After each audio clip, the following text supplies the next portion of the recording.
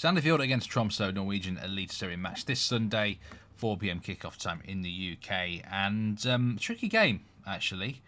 Sandefjord, first home match of the season. It's on a grass pitch here.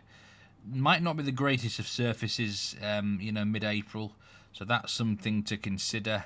They are a plus 200 underdog, whilst Tromsø are a plus 150 favourite.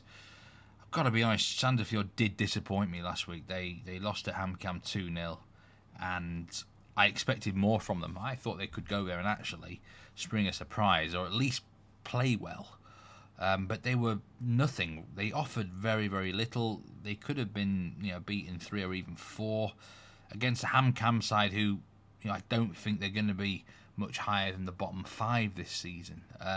You've just got to play better in a match like that. It was very, very worrying from Sandefjord. It was more like their performances of last season rather than a pre-season, which had at times been quite encouraging. So, if they play like that again, they're going to be struggling here against a Tromsø side who really have got a little bit more quality, well, a lot more quality on paper, well coached, and a win on the board as well. They beat Molde 1-0. It was a shock victory.